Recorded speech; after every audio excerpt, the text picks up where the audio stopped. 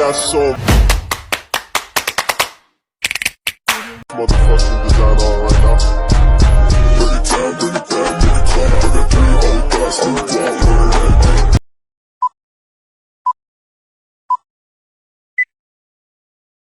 Komisi Pemberantasan Korupsi menetapkan Gubernur Maluku Utara Abdul Ghani Kasuba tersangka kasus korupsi. Selain diduga menerima suap, Abdul Ghani Kasuba disebut KPK juga memperjualbelikan jabatan di lingkungan pemerintahan Maluku Utara.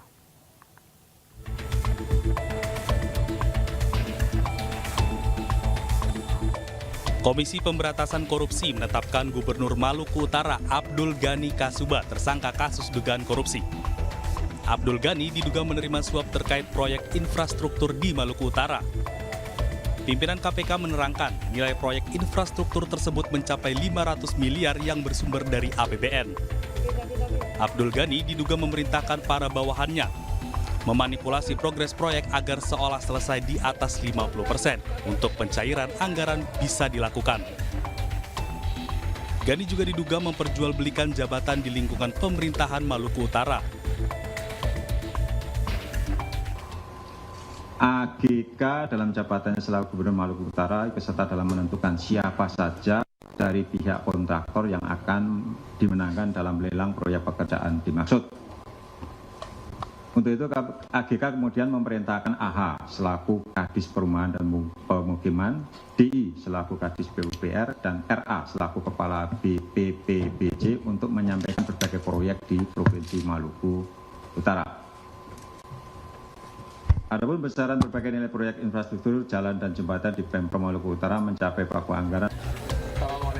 Sebelumnya, Gubernur Maluku Utara Abdul Ghani Kasuba terjaring operasi tangkap tangan KPK di sebuah hotel di kawasan Jakarta Selatan dan di Ternate, Maluku Utara. Pihak yang OTT KPK di Maluku Utara yang semula berjumlah 15 orang kini bertambah menjadi 18 orang.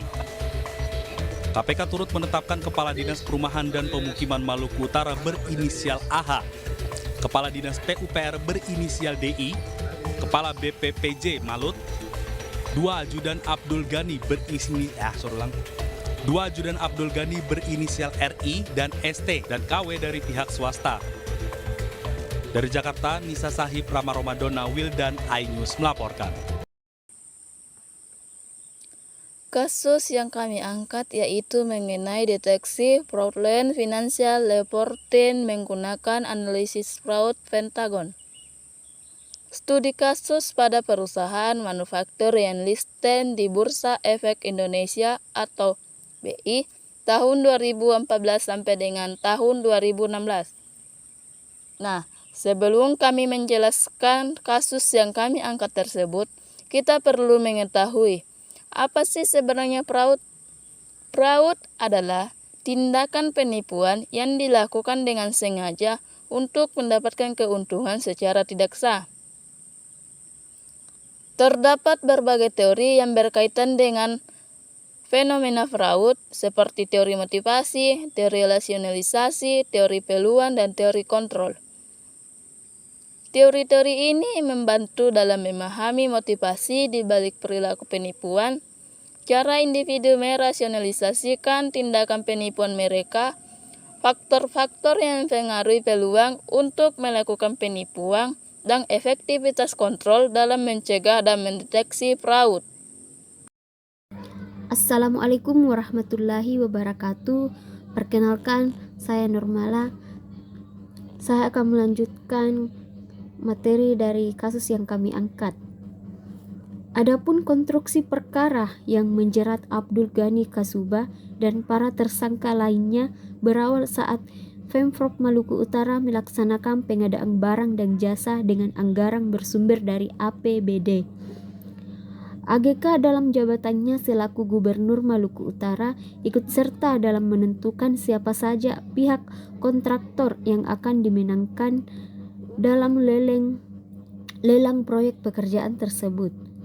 Untuk menjalankan misinya tersebut, AGK kemudian memerintahkan AH selaku Kadis Perumahan dan Pemukiman, DI selaku Kadis PUPR, dan RA selaku Kepala BPPBJ untuk melaporkan soal berbagai proyek yang akan dikerjakan di Provinsi Maluku Utara. Adapun besaran berbagai nilai proyek infrastruktur, jalan dan jembatan di Pemprov Maluku Utara mencapai pagu anggaran lebih dari 500 miliar.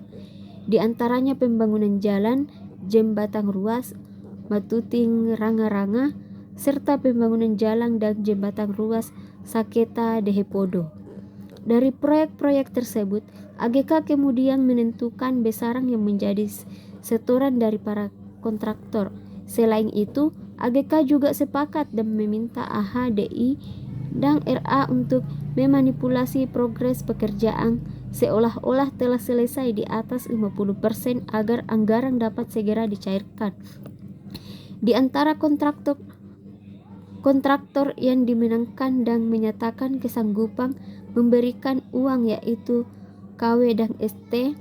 Keduanya juga telah memberikan uang kepada AGK melalui RI untuk pengurusan perizinan pembangunan jalan oleh perusahaannya.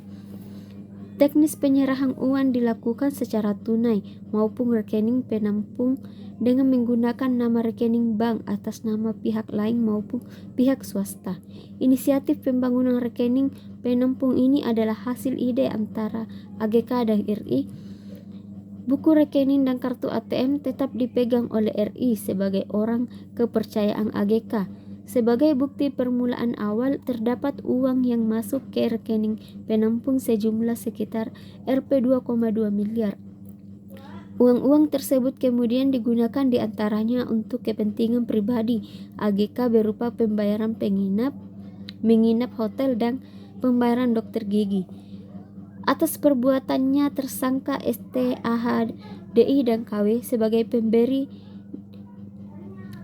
disangkakan melanggar pasal 5 ayat 1 huruf A atau B atau pasal 13 Undang-Undang Nomor 31 Tahun 1999 tentang pemberantasan tindak pidana korupsi sebagaimana telah diubah dengan Undang-Undang Nomor 20 Tahun 2001 tentang perubahan atas Undang-Undang Nomor 31 Tahun 1999 tentang pemberantasan tindak pidana korupsi. Sedangkan tersangka AGK, RI dan RA sebagai penerima disangkakan melanggar pasal 12 huruf A atau B atau pasal 11 Undang-Undang Nomor 31 Tahun 1999 tentang pemberantasan tindak pidana korupsi sebagaimana telah diubah dengan Undang-Undang Nomor 20 Tahun 2001 tentang perubahan atas Undang-Undang Nomor 31 Tahun 1999 tentang pemberantasan tindak pidana korupsi. Kasus korupsi Gubernur Maluku Utara yaitu Abdul Ghani Kusubah jika dikaitkan dengan teori-teori yang ada. Yang pertama, teori rasionalitas terbatas mengasumsikan bahwa dengan informasi yang terbatas, dalam konteks ini Abdul Ghani Kusubah mungkin terlibat dalam korupsi karena persepsi bahwa tindakannya akan memberinya keuntungan pribadi yang lebih besar daripada risiko yang mungkin terjadi. Yang kedua, teori kepercayaan sosial menyatakan bahwa tindakan korupsi dapat terjadi karena kepercayaan yang rendah terhadap institusi, sistem hukum yang lemah atau norma sosial yang membenarkan perilaku koruptif. Dalam hal ini, Abdul Ghani Kusubah merasa korupsi umum diterima atau tidak akan dihukum secara serius. Dia mungkin merasa lebih mungkin untuk terlibat dalam tindakan tersebut. Yang ketiga, teori struktural menggambarkan korupsi sebagai hasil dari ketidakseimbangan kekuasaan dan distribusi sumber daya yang tidak merata. Dalam konteks ini, kekuasaan dan akses Abdul Ghani Kusubah ke sumber daya mungkin telah memungkinkannya untuk terlibat dalam praktik korupsi tanpa banyak hambatan. Yang keempat, teori psikologis mengajukan bahwa faktor-faktor psikologis seperti keserakahan, dorongan untuk kekuasaan, atau kebutuhan akan pengakuan dan memotivasi perilaku koruptif. Dalam hal ini, Abdul Ghani Kusubah mungkin terpengaruh oleh motivasi pribadi yang kuat untuk mendapatkan keuntungan finansial atau status sosial melalui korupsi.